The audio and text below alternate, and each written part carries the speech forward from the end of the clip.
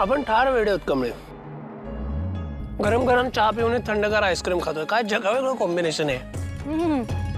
खरं ह्याला याड नाही, एक्सपेरिमेंट म्हणतात. काय तसं करून बघितल्याशिवाय कळणार तरी कसं? करेक्ट आहे. आपण असं करू, उद्या चहात कोल्ड्रिंक घालून पिऊ. हा, एक नंबर आयडिया आहे बघा. खरं तुम्ही ट्राय करून बघा आधी. म्हणजे आधी माझा पोट बिघडू दे.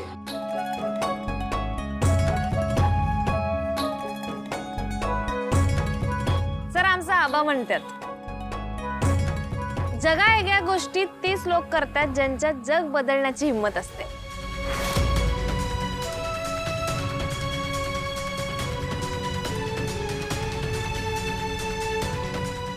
सर नाही म्हणजे थोडक्यात कमळीमुळे ते जग बदलणार आहे. तर वय मग म्हणजे माझ्यापासून सुरुवात करेन मी. माझं छोटंसं जग तर मी नक्कीच बदलू शकतो. बाय द वे, आज ऑफिसला गेलो होतो मी. अहो काय सांगायलाय, एक नंबर न्यूज दिली की. कसा गेला तुमचा पहिला दिवस? भंगार बोरिंग दिवस होता. का? अगं कॉलेजमध्ये ना माणसांमध्ये असल्यासारखं वाटतं, ऑफिसमध्ये मशीन्समध्ये असल्यासारखं वाटतं. इतकं पथेटिक एन्व्हायरमेंट आहे तुला माहिती आहे. आज तरी माझा पहिला दिवस होता तरी ही अवस्था आहे माझी. माझे अनेक मित्र कॉर्पोरेटमध्ये आहेत. ते सांगत असतात मला, इतका रुथलेस ना सगळं तिथे. आपलं माणूस पण गेटच्या बाहेर ठेवून आत जायला लागतं. खरं? सततचे ते हेवेदावे, जेलसी, ती सततची कॉम्पिटिशन आणि भरपूर सारं गॉसिपिंग. मला ना सहनच होत नाही त्या गोष्टी. एका पॉइंटला आपल्यालाच कळायचं बंद होतं की आपण कुठल्या थराला जातोय. चांगली चांगली जी कष्ट करणारी माणसं आहेत ना, त्यांच्या माथी फक्त काम पडतं. आणि जे कामचुकार लोक आहेत त्यांना सगळं प्रमोशन, बोनस सगळं त्यांना. हुशार लोक वेळीच या कॉर्पोरेटच्या जंजाळातनं बाहेर पडली त्यांचं ड्रीम अचीव्ह करायला. आणि मी मूर्ख आहे, माझं होतं ते चांगलं होतं असं म्हणायची वेळ आली मी या जंजाळात अडकल्यापासून. काय आता आलिया भोगासी.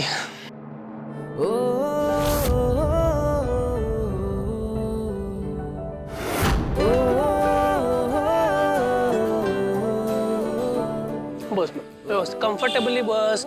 मी इथे हात ठेवतो.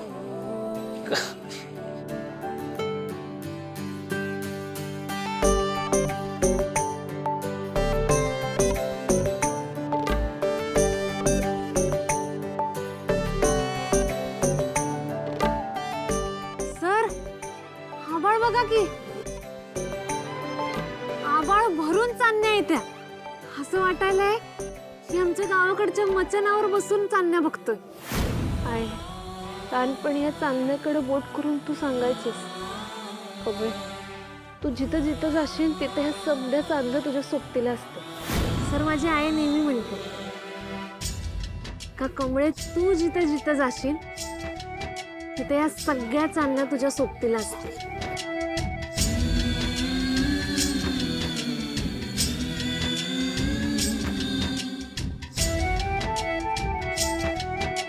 सर तुम्ही येणार आमच्या गावाकडे चांदण्या बघायला?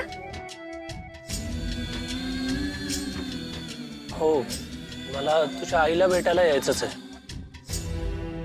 अर सर विसरलोच बघा. अहो आई आली होती मला भेटायला. काय काय काय म्हणाली ती? काय नाही, असंच नॉर्मल गप्पा. अच्छा, मला सांगायचं ना, मी भेटलो असतो काकूंना. अहो तेच तर, सगळी गडबड झाली की नाही, मग गडबडीतच गेली. अच्छा, खरं तुम्ही नका टेन्शन घेऊ. आता आपली परीक्षा झाली की नाही, चांगले मार्क घेऊन रिझल्ट घेऊन जातो बघा आयाबांना भेटायला. तेव्हा तुम्ही या संग. ते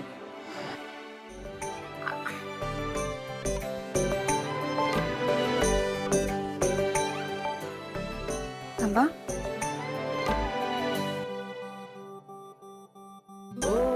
मी करू का? नाही नको. बघू सोड.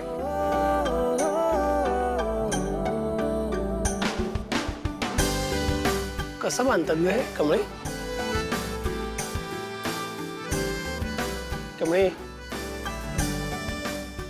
कसं बांधतात? हा ते सरगाठ बांधा आधी, मग डबल फूल. डबल फूल.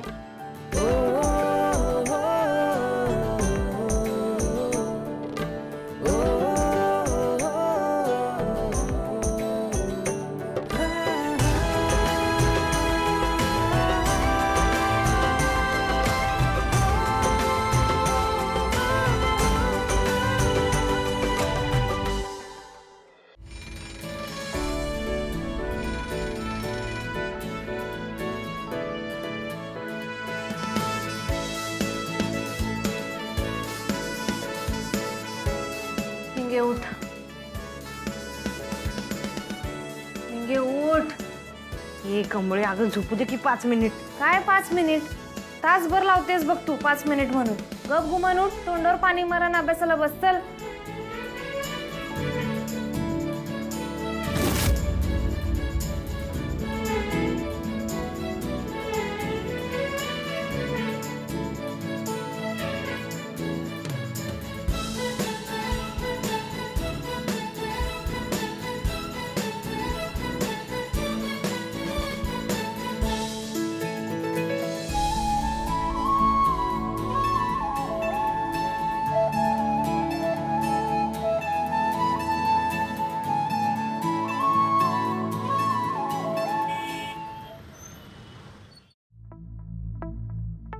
ओके स्टुडंट, आता लवकरच तुमच्या एक्झाम सुरू होणार आहेत. आजचा आपला हा टॉपिक लास्ट होता. आता मी यावर तुम्हाला काही प्रश्न विचारणार आहे. तयार आहात ना सर्वजण? हो. तर आता मला सांगा, हा काव्यसंग्रह कोणी लिहिला? निंगी, तू सांग. कुसुमाग्रज. Very good. बस खाली. कुसुमाग्रजांचं पूर्ण नाव काय? कोणाला माहिती आहे का? शंभू, सांग, तू सांग. विष्णू वामन शिरवाडकर. ठीक आहे, बस खाली. ह्या काव्यसंग्रहाचा परिचय सांगा. कोणाला येत आहे? कमळी आणि नमिता, तुम्हाला दोघींनाच येते? ठीक आहे. नमिता, पहिलं तू सांग. काव्यसंग्रह विशाखा, लेखक कुसुमाग्रज आणि प्रकाशन 1942. ठीक आहे, गुड. बस. आता कमी तू. क्रांतिकारी, भावक आणि तत्वज्ञानात्मक कविता. मुख्य विषय प्रेम, संघर्ष, मानवी वेदना, सामाजिक जाणीव. गुड. बस खाली. आता मला ह्या काव्यसंग्रहाचे विश्लेषण सांगा. अरे वा, आता पण नमिता आणि कमळीच, बाकी कोणालाच येत नाही? ठीक आहे. आता कमी, पहिल्यांदा तू सांग. क्रांतीचा आवाज, मानवी भावना. छान, व्हेरी गुड. बस खाली.